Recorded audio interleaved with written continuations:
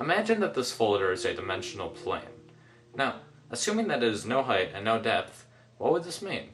It would mean that it's a one-dimensional world. So if, hypothetically, an organism was living inside of it, it would only be able to move in a linear path forward and backwards in a straight line. Now, if we go to the second dimension, we have two dimensions. We have width and we have length. So hypothetically, if an organism lived inside of here, then it would be able to move up, down, left, right, and anywhere else in between.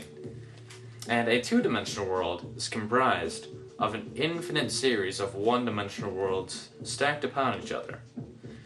Just as our three-dimensional world, which has depth, and length, and height, is comprised of an infinite series of two-dimensional worlds.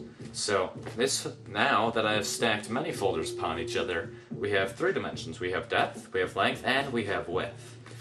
Now what happens if you keep going on from here on out? We would have a four-dimensional world, but what exactly is a fourth dimension? In order to understand this, we need to understand how dimensions are perceived. We live in the three-dimensional world, but despite that, we actually view things to be two-dimensionally. Take a perfect sphere, for example. If you're looking at a sphere, it looks just like a regular two-dimensional circle. The only way that you can tell it's an actual sphere instead of a circle is because of the hues of light on it.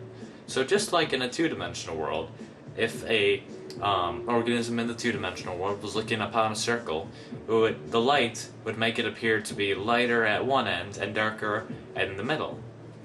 Also, if an object is moving closer and farther away from you, you don't actually perceive that it's getting closer and farther away.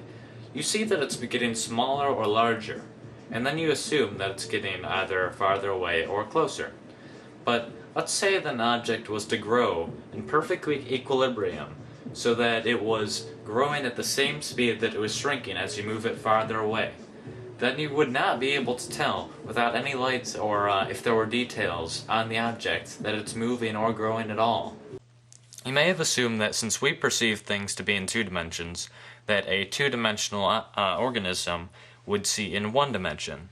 So, as we're watching this rubber band expand as it moves farther away from this little organism in the two-dimensional world, it does not actually perceive anything is happening to it because it's growing at the same speed that it's moving farther away. But since we can actually see it from the three-dimensional world and perceive things to be in two dimensions, we can see things for how they actually are. The reason that the two-dimensional organism doesn't see things the way they really are is because the two-dimensional organism sees things in one dimension, just how we, three-dimensional creatures, see things in two dimensions. So in a way, we don't really see our world the way it truly is. A four-dimensional creature, however, seeing our three-dimensional world in three dimensions, would be able to see through things. Would be able to see absolutely everything, just as we could see if there was several organisms spread along a 2D environment on your floor. You would be able to see inside houses. You would be able to see inside of people. So if a two-dimensional world, a flat surface, is just made of an infinite amount of lines, then the 3D world is just made out of an infinite amount of planes. So the 4D world, logically, is made out of an infinite amount of 3D objects. Though they're not just put together like you would like building blocks. That's not how the 4D world is. That would just be 3D again. So in order to understand this, we need to understand the logical progression of mathematics in our world. Imagine that this connects piece represents the first dimension. It's simply a straight line, which is basically what the first dimension looks like. And if you add 3 more of these straight lines and connect them so that adjacent sides are perpendicular and opposite sides are parallel, then you have the basic shape of the second dimension. You have a square. Now if you keep going from here and you add it so that there's a total of 4 squares, and all adjacent sides are perpendicular, and all opposite sides are parallel, then you end up with, obviously, a cube. So, if you try to keep going from here, and you would have a 4-dimensional basic shape, you would have what's called a tesseract. Now, I cannot show you a tesseract, but you need to understand that It's basically 4 cubes that are within each other that have all adjacent sides perpendicular and all opposite sides parallel. Yet there are 4 lines connecting to each vertex. So a tesseract would look somewhat like this picture. Now that's not exactly what it looks like because this is a 2-dimensional depiction, and obviously not all of the lines are straight. So I cannot show you what a tesseract actually looks like because we cannot perceive things in the 3rd dimension. You cannot even imagine what a tesseract looks like. You cannot in your mind picture the 4th dimension or a 4th dimensional shape. And you can keep going on from the 4th dimension even. You can go to the 5th dimension, the 6th dimension, the 71st dimension. It doesn't matter. Theoretically, there are an infinite amount of spatial dimensions. A common misconception of the 4th dimension is that the 4th dimension is time. Now, while some argue that by going forward and backwards in time, if you move forward the same distance and backwards the same, then you would end up in the same place you started, just like in the 4th dimension. And while that may seem logical, if you think about it, it really doesn't make sense.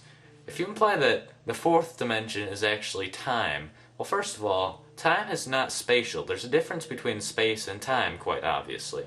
And assuming that all dimensions are according to a pattern, then that doesn't really make sense either, because saying the 4th dimension is time, every dimension has time in it. So that would mean that the 4th dimension is special in some way, which doesn't really make any sense. Another reason this doesn't make sense is that we very, very, very slightly travel through time whenever we move due to the distance that light takes to get to our body. Now, if a group of astronauts were to get in a spaceship and they were to go very, very, very close to the speed of light, then they went around in this impossible, nearly the speed of light spaceship for a few months, and then afterwards they returned to Earth. They would find that Earth had actually progressed a few years, so they had moved forward in time by moving that quickly.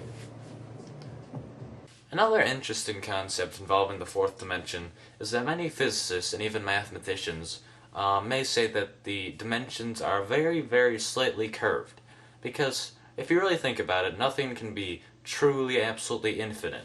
So imagine that the first dimension, the line, is just very, very slightly curved, so that after a very long time, it will end up creating a circle. So, as suggested by many physicists, if you keep going in the same direction, then you will end up where you started after a very, very long amount of time, obviously. And the same thing would happen to the 2nd dimension. If it's just a square, and then you extend it very, very slightly in a curve, then it will eventually make a sphere, and the same thing happens in our dimension, except it will form a very, very slightly curved 3rd dimension, which will form a 4-dimensional universe, basically. So what this kind of means is that our 3-dimensional world is within a 4-dimensional world, and the 4-dimensional world is within a 5th-dimensional world, and so on. Now, I did say that nothing can be truly infinite, but if this is true, and a dimension is really within another dimension, within another dimension, within another dimension, then I'm implying that there's an infinite amount of dimensions, which is the only problem I really have with this theory. I'm not sure if it ever stops, or if infinity is really even possible. We don't know that. Thanks for watching my video, and I hope this gave you a better idea of what the 4th dimension is.